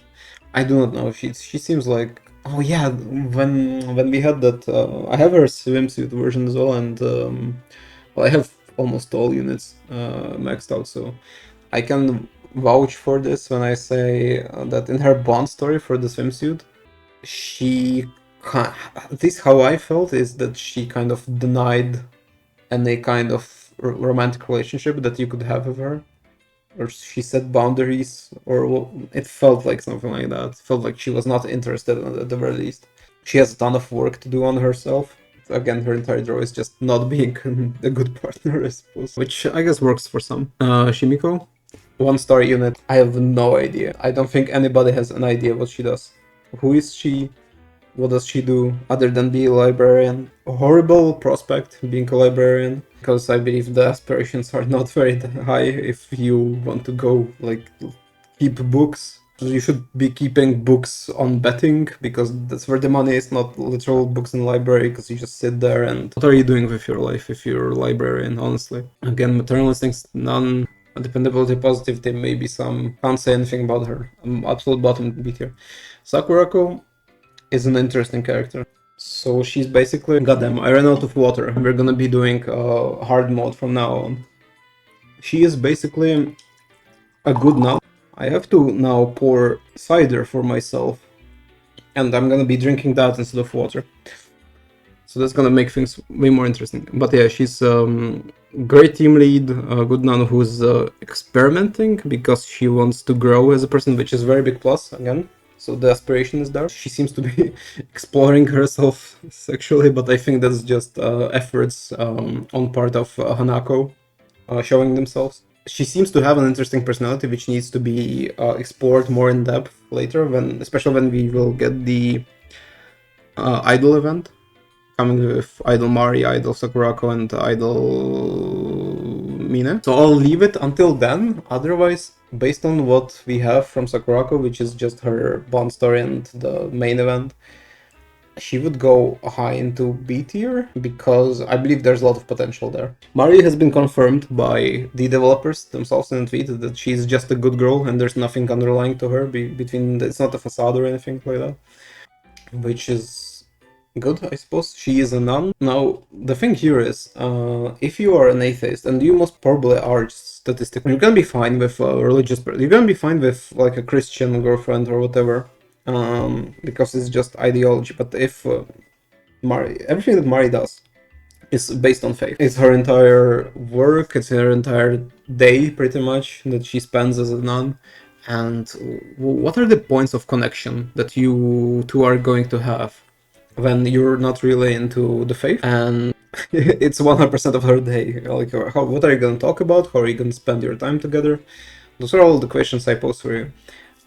She's definitely cute. She's super pure, which is a huge plus. You know, me personally, I'm incredibly into pure maidens. It's definitely my type. But what are you two gonna spend time doing? Especially intimacy-wise, I guess nothing unless she goes into heat, which it's such a fandom thing that I don't know if it is supposed to be believed with, especially every animalistic character or every character with animalistic traits in the game. She would make a good mother, but in like 10 years, that's when I could say that about her. Right now, she is just way too young, and there's nothing stopping her from entering a relationship mentally or maturity-wise. She's just, I don't know where to put her. Oh my god.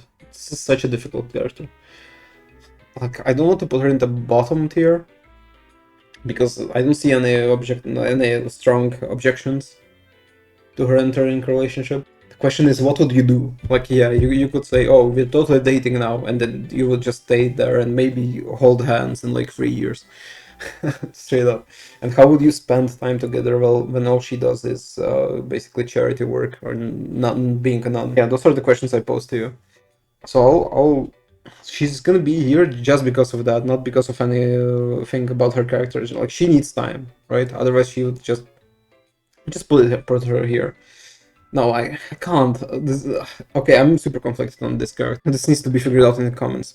Oh my god, I'm gonna take a swig. Okay, oh, I need that. And there's something I would like to make a point about the next character, real quick, if you would. Oh my god. Oh my god, all my neurons are firing at once. Oh, this is why they had the fucking Inquisition in charge before. Oh my god. Anyway, moving on. So Swimsuit Hinata, her entire personality is, she's a bit of a klutz, but she's incredibly strong, which I'm not sure is, again, a personality trait or just a fun thing as an anime trope. Her character arc is making friends with the recluse that is Yui, and she seems a positive character. She seems like she will be maternal, and it has nothing to do with her figure. Again, unfortunately, she is a nun. If you're not into Christianity or whatever faith they have in Kyoto's, you will find it hard to find points of contact for you to spend time on together. Other than that, this is I might be slightly biased towards her. I would put her into, let's see, career prospects, fucking none, because she's a nun. Maternity possible, higher than maybe higher than medium. Dependability and positivity, yes, absolutely. Intimacy, I'll hold back from commenting on that. Let's put her into A tier somewhere. Yukari. Yukari seems to be a very interesting character. I've seen her in well, I remember her from the story. She seems to be driven by her hobbies, and she seems like the main character kind of archetype. Okay, I just need to change my background so that I can focus. Believe me, this is easier for me to keep my focus off than what was there previously. Yukari, yeah, main character.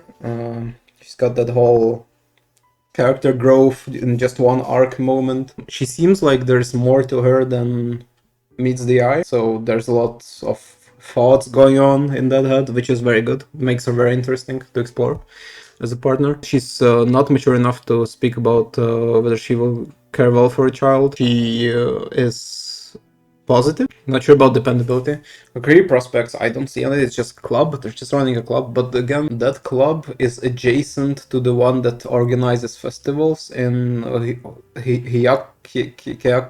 yeah, in there, which means possibly, well, it means good connections and possibly very good money if played well. Again, you would probably, she doesn't seem like the entrepreneurial type to take advantage of that, so you'll probably have to be the cause, or I mean, the driving force between capitalizing on that. We were talking about intimacy last, right? Intimacy, nothing to be seen there, so I take that what you will. I believe we need more of her content to explore her character more, and the more time she has on screen, the more her value will rise. That's my prediction. Right now, I'm gonna put her, well, definitely buff like Ayane. I misspoke again about her name. She will be interesting. So she's gonna be right next to Sakurako in top tier, top B tier, I would say. And they just need time. Like these two are just there to marinate, I suppose. Rangu, whatever rank, I don't know. I just pulled her. I haven't seen anyone talk about her at all. I haven't seen any kind of content including her anywhere. She seems very to be going very much under the radar. I'm afraid I can't even say anything about her because she wasn't the story, right? She wasn't the main story with all the rest, and she was there just like as a support character. Now she does look cool. She does have cool looking skills. Unfortunately, even gameplay wise, she's not really used. She seems like a completely shafted character by next on. She really needs any kind of screen time that's not just her being a support character for the main cast, which is Kikyo and I already Yukari. Is that even her name? I don't even know. But yeah, I probably completely messed this up. I'm just gonna... Yeah, Renge. Okay, my memory is still intact. But yeah, I can't tell. I'm gonna read her description here. Yeah, strong sense of justice and duty, disciplinarian, soft-hearted, cares deeply for her underclassmen. Okay, well, I guess based on John X's words, we can boost her maternal instincts in that category. Blah, responsibilities, club. She sometimes regrets watching her youth pass her by while she was immersed in her duties. Now, I resonate with that very deeply. So yeah, she needs time. She needs time. Let's say just like Mari, but she needs time not to bloom, but to even become relevant. Unfortunately, really, Nexon, she has an insanely well done sensual outfit, and she needs more screen time as an actual character and not just as a supporting cast. Kikyo is Kazusa number 2, is at least what I see from the fandom. Again, unfortunately, I have more of a impression of her just from glances at some fandom material than I have from her actual involvement with the canon storyline, which is not the greatest sign. Fandom portrays her as a possessive form of Kazusa or something like that, but canon-wise, she seems quite alright. She seems quite was affectionate. So yeah, there is something to her. Unfortunately, there's nothing too super special. It's just you do some kind of things for her. She's shocked that you do it without expecting anything in return, and that makes her like you. Which, yeah, okay, amazing. Thanks for making me feel good about myself and not capitalizing on every single thing I do. Kaho is Kaho is a simp for Chisei, so again you will have competition if you ever pick Kaho, and that's her entire character. She's the leader though. She runs the council. I'm not gonna spell it again. I'm not gonna try to pronounce it. But yeah, she runs the local council. That means good position. I'm expecting good money, good career. Definitely worth it to put that on your resume. But she's just so obsessed with Chisei. It's definitely comical at this point. She's gonna be difficult. She's gonna be really tough for you to wrest all her attention to yourself from Chisei. Now, if you do pick Chisei, then again, possible threesome. But Chisei is her entire shtick is she's autistic as hell. There's no way you try to engage in any kind of intimacy with her. Like, how can you even imagine how that will look? There is no possible way for you to be intimate with her without you literally taking advantage of her weak-mindedness, which is not good if you have any sense of morality. So that's gonna be tough. Well, Chise is awfulness, I would say, just because it's not gonna work out. I think it's gonna be a huge turn off for you if you try to engage in something with her. Now, Shizuko. We have Shizuko. She's gonna go S tier, probably behind Fuka. She has that entrepreneurial spirit to the max, which I respect very much. She's incredibly driven. She might be too driven, but at least if she gets overworked, it's because she's working on her own business, which is good. That's the only option where being workaholic is actually beneficial. Unlike if you're working for a fixed salary, there you're just kind of a dumbass if you overwork yourself. She is incredibly essential, especially in her streams, like incredibly. 1 second. The date has changed, returning to the title screen. God damn it. Okay, well, you'll have to wait more than 1 second. Her voice, I can imagine some might think it's grating, but I find it quite endearing for some reason. Otherwise, I would say, oh, this voice is completely like, I could not bear to listen to this one. But yeah, I think Shizuko is one of my top favorites, personally. And again, for good objective reasons, because I'm not biased at all. She seems to be very well aware of her romantic relationships. She seems to be hinting at it with you quite intently at points, even in the canon. And again, she's goal and business oriented. Guess who it is? Randomly when I launched the game. Amazing. Would she have maternal instincts? Well, she's way too focused on job right now to start a family, but I can't imagine a world where she would be bad as a mother. She's definitely positive. I have no idea how she's able to handle the weight of running a business and being basically the person in the lead and also having to organize everything. She does get help, but they help so little compared to all the weight she has to pull for her business to run smoothly or to even be profitable. That intimacy-wise, well, you know, like, yeah, S tier, definitely. Pina, who is working under her or with her or whatever, again, 1-star unit, basically no screen time. She looks quite well in her guide outfit, which is not released yet. Other than that, I don't know what to say about her. Yeah, she's definitely going to be in the B tier somewhere because she is a 1-star unit. Nexon is not gonna devote the resources to make her shine. Umiko, I believe. I hope it's Umiko. She seems to be deeper than she looks on the surface. She seems to be some kind of hidden personality. She seems to be kind, definitely maternal. Those are the vibes I'm getting. She's helping with the business. I think she helps with the business more than Pina does. So she's way better on the whole career thing and desperation side of things. Can't say anything about intimacy, and she seems to be quite... Well, I wouldn't say that she's extra positive, but she seems to be on the positive side of things, at least. So I would put Umiko in the low A tier, just based on that. Unfortunately, we don't have enough screen time for her. Like, she barely gets any screen time. So John Nexon get on that. Tsubaki, I don't know. She makes me so sad because all she does is sleep. That was a huge detriment to Hoshino. It's what keeps Hoshino in A tier, not S tier, and it's literally all that Tsubaki does. And she is a 2-star or something. You know, compounded that with the fact that she doesn't get enough screen time. I have no idea what makes her just sleep all the time. I'm hoping it's her animalistic trait and not some kind of disorder, because I would be incredibly mad. I would be tempted to slap the shit out of her so that she would wake up and go live her life instead of just wasting away in bed. Quite horrible. So I don't think she even deserves to be dissected regarding her other aspects, such as dependability, blah blah, because all she does is sleep. Mimori. No, Mimori is training to be the perfect bride, which we stand here for sure. Other than that, again, I'm afraid she doesn't have very much of a personality beyond that.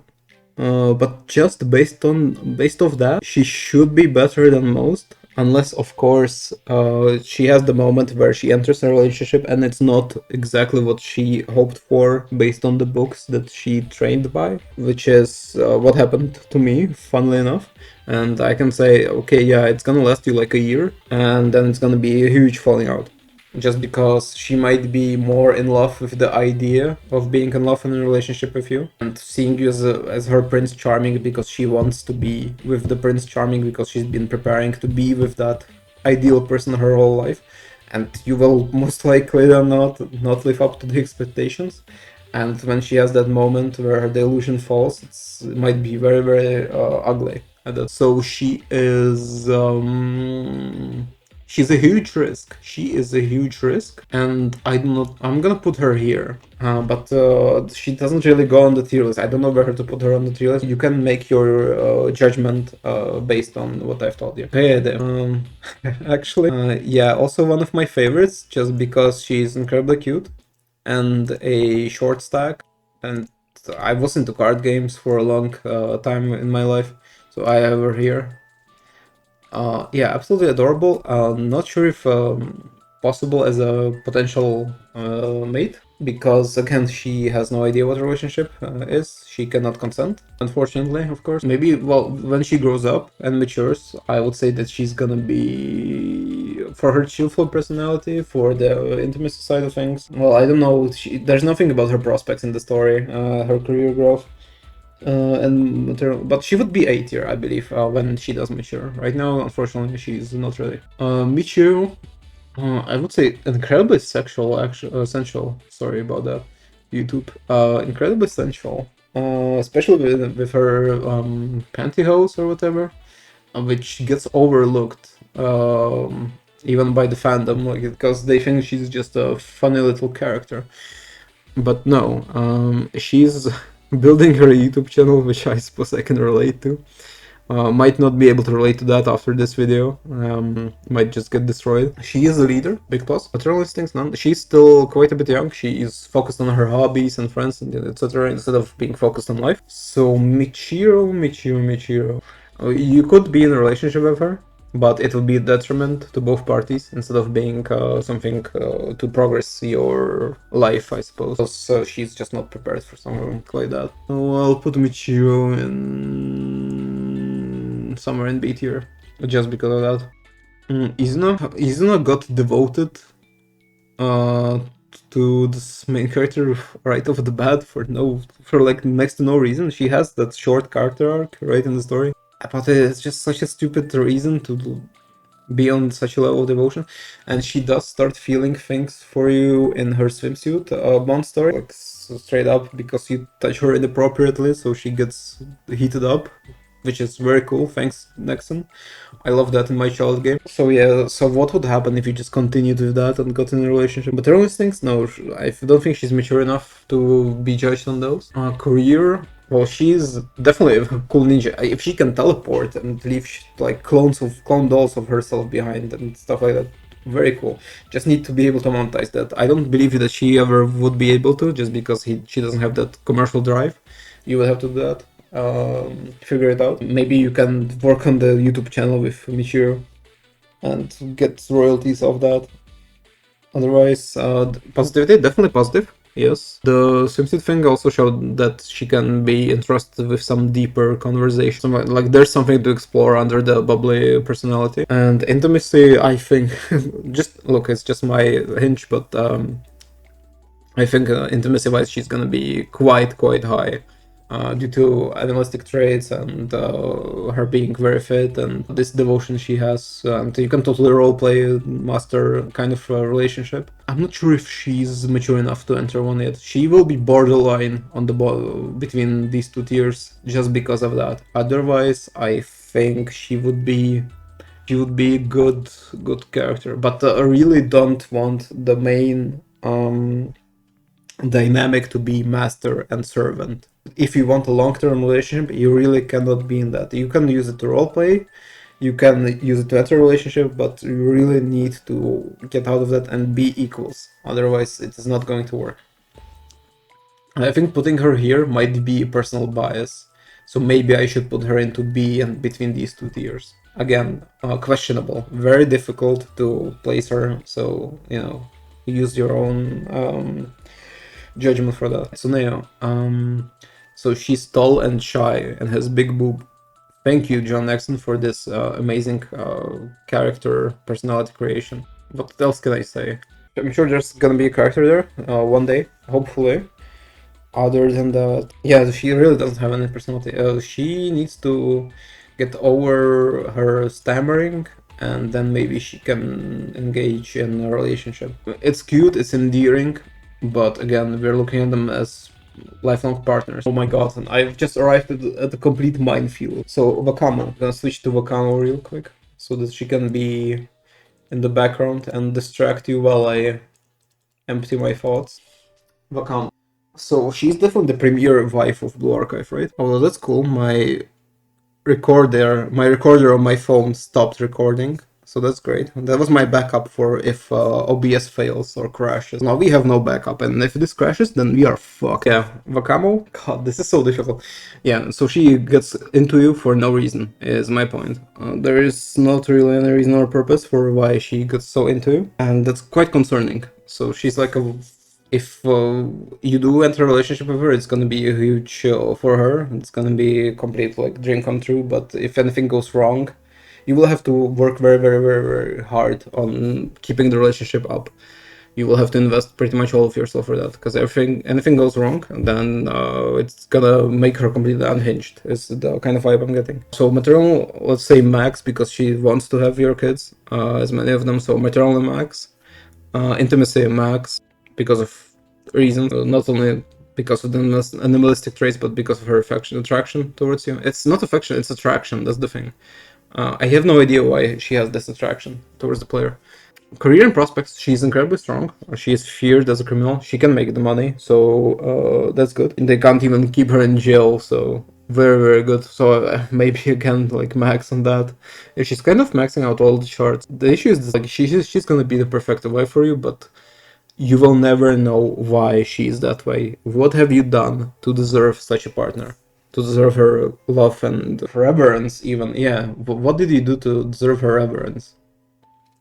I have no idea, and it would eat at me every day, and that if I were to be with her. So Wakamo is like absolute S tier, but it feels like it's a ticking time bomb. I don't know what to do with that. Maybe she's not really ready. You need to have a very good talk with her before she becomes S tier. That's my judgment. That's my objective judgment. Kokona. Yeah, when I was talking about Shona, I forgot to mention that she has a very cute sister, which is also a buff. Kokona herself is definitely just a child, despite really wanting to be a dignified lady or whatever the hell. Yeah, can't really enter a relationship with her. Other than that, she's definitely cute and adorable. Animalistic traits are buff. Blah blah blah. Just leave her in this thing here. When she grows up, you might get some action if you choose Sean, which would make Sean triple S tier. So let's move on to Mina. Mina has next to no presence. Unfortunately, Blue Archive right now. She's gonna go right next to the other Dark. She's basically Japanese Aru, and Aru is already Japanese technically, so you know. But yeah, they're pretty much kind of the same character. So Mina is Kisaki's bodyguard. I don't know what the dynamic there is yet, because Kisaki hasn't come out yet in global, and we haven't had the other event yet with the region and those characters. So we'll see later. Now Mina seems to be very unexplored and just needs more screen time. Rumi. Now Rumi, I need to find real quick. There she is. Again, one of my favorites. So in this Life 2D, she straight up says this thing, and then she says, yeah, here. So she knows, she's into the idea, and she seems very mature. She is incredibly good at cooking. She runs her restaurant. So Rumi is just based on all of that. Rumi would go into high without my personal bias, because I do like her. Well, maybe I do like her a lot just based on those objective qualities, without any kind of personal attachment at all. Saya, is it Saya? Sayu, I don't remember. I think it's Saya. I forgot what her name is, because everyone calls her Rat. For good fucking reason. Because whenever you try to pull during a fest banner, it's like you're stuck in the fucking bubonic plague, which is a joke I already made in one of my videos. Because it just keeps raining rats on you with every pull. And she doesn't see any usage, so she's kind of, bottom tier. Other than that, if you just go through her as a character, she's super focused on her inventions. She's a genius, though. She made that thing that made Shunt, so just for that, she needs an accolade that she made this happen. And if she stays there and keeps providing the potions needed for this to keep happening, then I'm gonna sponsor all of her experiments just single-handedly out of my own pocket. Yeah, she is way too focused on that. I don't think she has any interest in relationship, and she will probably be in this category, because she could, but there's no reason to. For you to be in a relationship with her, there's no reason for her to get into a relationship. It will not bring either of you anything. Chirino is gonna be here because she's just a child. I have no idea how she is in power. Again, nepotism. Nepotism rules, quite literally too. She's very cute without her mustache, but again, literal child. Marina, so she should be between the two dorks because she's just Russian Aru, but she's very, very mature, extremely mature even, so I don't think she even knows what a relationship is. Despite having such a sensual and mature body, which is very good gap moe, but me personally, it's the one that I cannot stand in real life. I really like it when it's the other way. I'm not gonna I'm not gonna say anymore because I like not being in jail.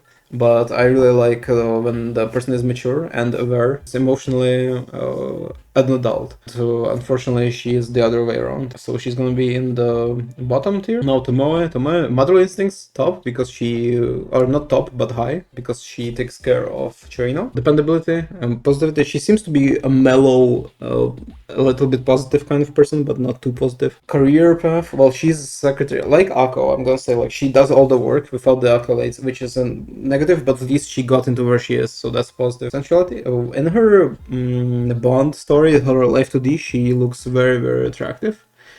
But there's nothing that would say that she would be super proactive in bed. Let's say high B tier, maybe bottom A tier.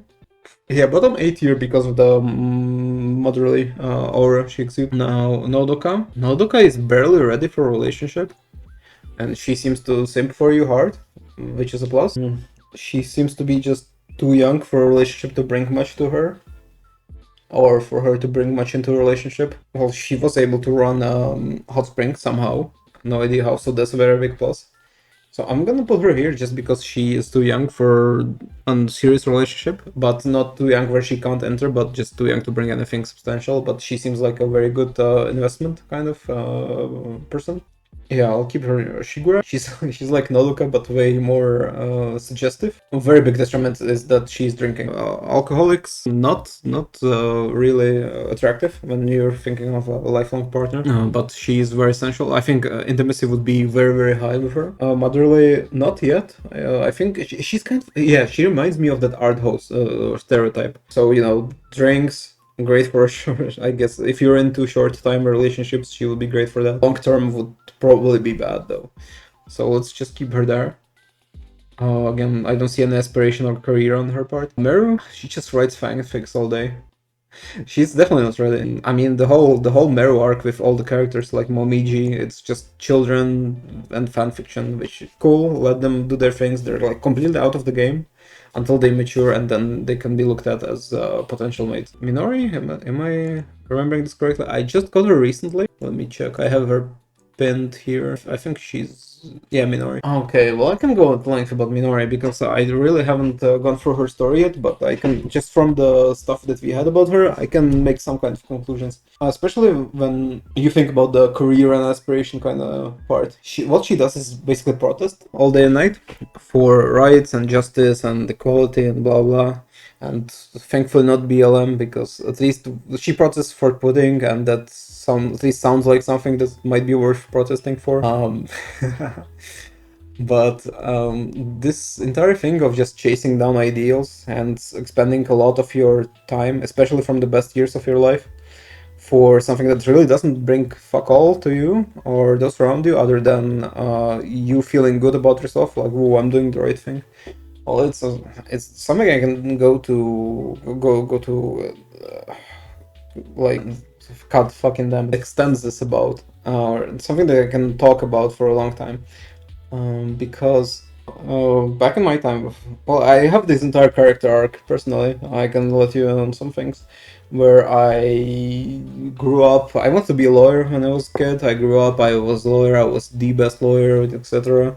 I worked at the Ministry of Justice, I worked by the Constitutional Court, I worked by the European courts, both of them, both ECJ and the Court of Human Rights, despite that not being a European court technically, but whatever. And I spent a fuck ton of time just doing justice stuff because, oh, I love this, oh, this is so much fun for me, and I've And then I kind of spiraled into where I needed to do criminal and family stuff, and you know, there's a lot of cases involving kids or seniors, and you know, you really get to see the worst of humanity in that kind of line, and I was not prepared for it. Nobody prepares you for it, which I really blame the education system for. Like, they should really show you, like, well, not life leaks level of stuff, but at least prepare you that this is gonna be what you're gonna run into. So maybe reconsider before you devote your entire youth on going up that path.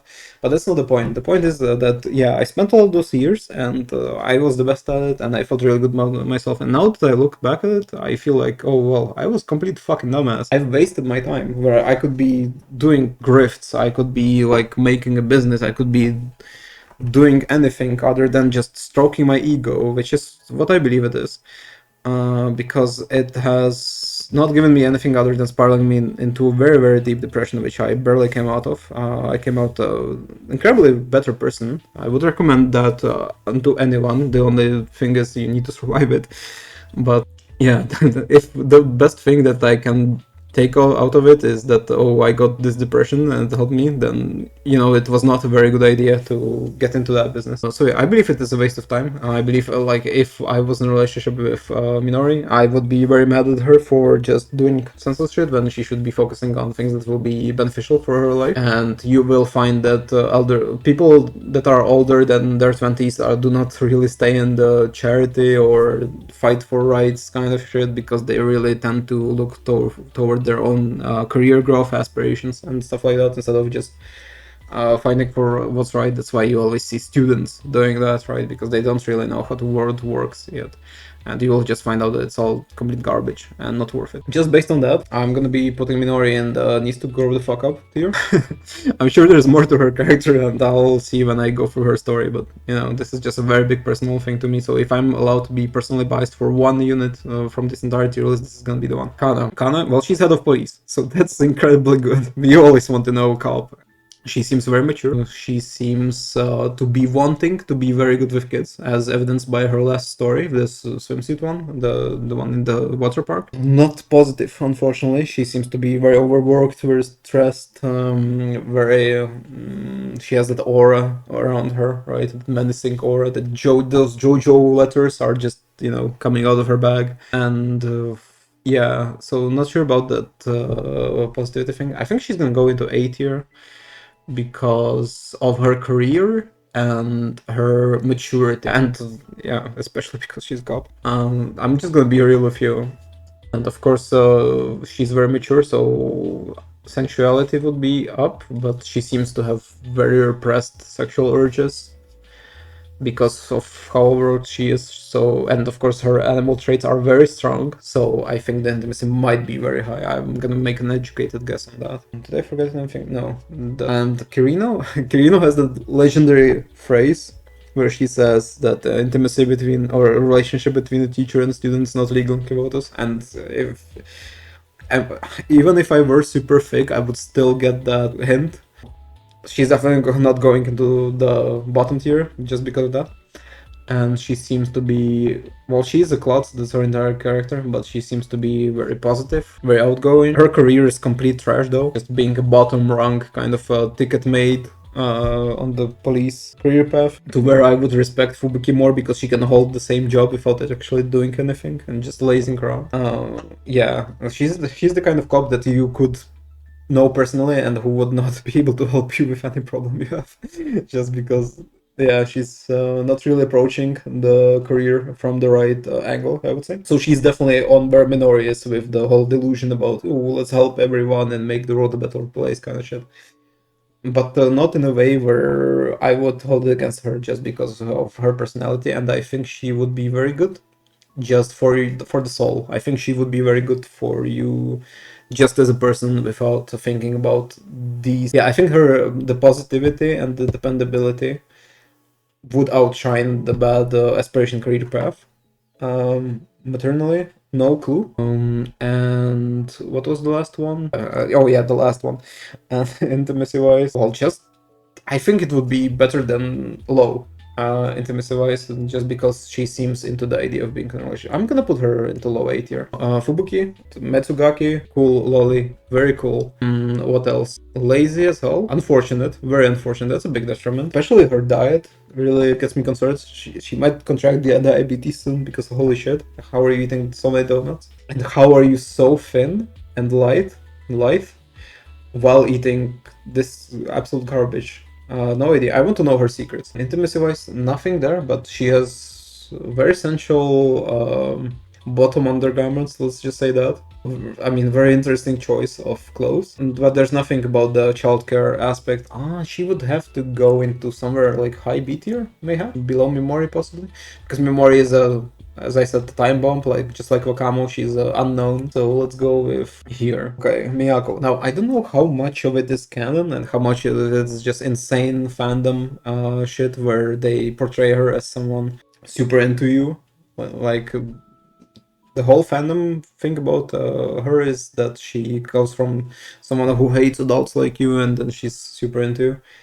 I don't remember it being like that in the canon. Definitely not laid on that thick. I do remember her swimsuit, the Bond story and everything like that, so maybe there's some truth to that. What do we do with her? What do we do? Jesus Christ, I'm already tired. This has gone for way too long. Well, at least we're almost done. Miyako, she's a team lead. Let's stick to the script. She's a team lead. Maternal instinct. Random would say yes. I don't know. Career and prospects, very bad, very bad. The whole SRT team is in complete fucking shithole. Well, they're living out in the open in tents, and they're eating expired bento. So they're kind of fucked up. I don't know what they're striving for. I mean, of course, I know because they had the entire arc. They have an entire main story dedicated to them. But like, why? Just do something else, do something productive against this youthful ideal. I would try to tell her not to go a different path and do something more productive. That's the minus. I'll just put her as somewhere in here. Saki. Now, Saki is someone I like very much, and I think it's purely personal bias. Yeah, I think you just like her personally, because if I think objectively, maternal instincts, not really. Relationship, not really. She doesn't seem... She knows what jorking it is, based on her life 2D, which is cool. So, you know, not sure if that catapults her out of the bottom tier into actual viability. What else? Dependency and positivity? Not really, not really. She seems to be kind of a medium to downer, unfortunately, and kind of a... She seems like she has a stick up her ass, let's just put it like that. Career prep, again, same as the whole SRT, really fucking dry. And intimacy, she's... To me, she looks very sensual. But again, this might be completely just my personal bias, so... I don't know if to put her into low B tier. Objectively, I would put her high because I really like her. If I had to select a waifu, she would be amongst the selection in the game if I was forced to have one. Otherwise, I would either put her here. It seems like she needs that one push to become viable for a relationship. Let's just put her in here for now.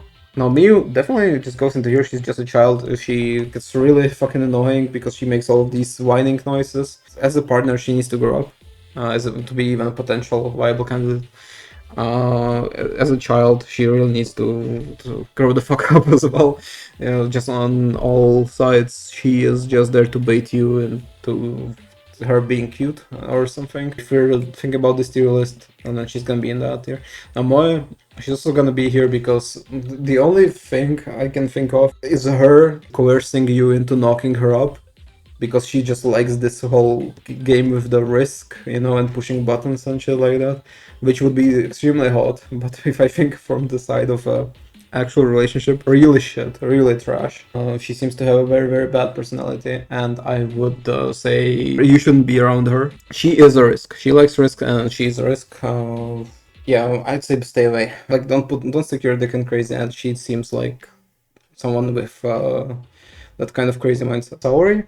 Okay, team lead, moderately, because she had to care about the entire squad from a small age. She most probably helped this creature with her tendencies, you know, the ones you can't talk about on YouTube, which is a very big plus, you know, being able to know what that is, to deal with it, very big sign of mental maturity. She's incredibly essential, you know, just look at her sprite and career path. She's very good at what she does, but her choices, her career choices are complete trash. I think that's like the trope that she keeps getting these horrible part-time jobs where she gets shafted by her employers. So you would have to work really hard to help her with her career, which I'm not against personally. I think she could work on that and get very good in that sense. What else? Oh yeah, the positive. She's not a positive person. She's incredibly grateful because of the consequences of the main story. So I think she'll be extremely loyal in that sense, which is also a plus, but not something we. I haven't considered the loyalty aspect because this whole theory is just operating on you already being in a relationship and just figuring out how that would work. And you are the only male, so other than some units here that are simping for other female units, we're not really thinking about that entire loyalty aspect because sole man in all of Kyoto's, which is a huge privilege. But the correct answer to this entire series is the harem, of course. So going back to Saori, of all the areas, she would be top, possibly with Atsuko. I just don't know where to put her yet. We are also looking at, oh yeah, yeah, I already spoke about everything. Intimacy, right? She's incredibly essential, and she's very fit.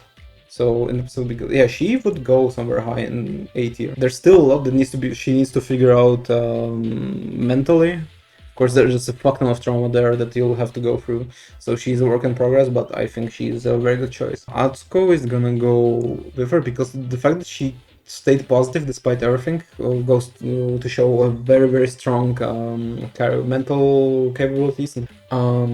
She keeps hinting, she keeps asking how babies are made, I think in canon as well, I believe. Not only fandom, so that's very cool. So that catapults are out of the bottom tier. I would give that. I can't even speak anymore. I would take that as a boost to her intimacy aspect. Career path. She seems capable, and she's just been dealt a bad hand by fate. Again, she's very positive. So yeah, so she's gonna be right next to Saori, I would say. Now I'm gonna need a new tier here for the next example. Oh, tier. We're gonna be putting Misaki in here because of her tendencies, and this is a character. This is the exact character of the character that you do not want to be around. People with those kinds of tendencies, if they do it for a long time, they just tend to do it as a coping mechanism, and to attract attention. I can go on a tangent when it comes to mental health, especially because I went through this shit myself, for all of this garbage for many years. And there are basically two sides. Either your brain cannot produce the right hormones that you need, where it's a medical issue, and then yes, you can take pills. Unfortunately, there's not much you can do about it. Or it's just you being sad, and then you need to man the fuck up. Fortunately, in my case, it was the latter, so I didn't take any of the pills because they fucked me up, and they made me. I'm a huge gooner, right? I jerk off like 3 to 5 times a day. My record is like 7 times a day, and I've matched that record many times. And when I took Elantril, I think it was called, for my depressive shit, that thing went down to like less than 1 time a day, and that was just such a wake-up call for me that I stopped taking all kinds of meds. I stopped being dumb little shit, and I started working on myself, and then I got out of it. So those things are really, really dangerous. And you need a really good professional to tell you like which is your case and what to do with it. Fortunately, the world is just ripe with complete fucking idiots working these jobs, and they have one of the most important jobs. Just like lawyers, doctors have an incredibly important job because they make decisions for other people that completely change the track of their life. And of course, we have a bunch of fucking idiots in this world, in both professions. So yeah, I would not wish for anyone to fall upon hard times, either legal or health-wise, or like mentally health-wise, because you are basically pulling RNG gacha on whether you will get actual help or just some kind of incompetent advice that will only make things worse. And sometimes you just have to pull yourself out of it.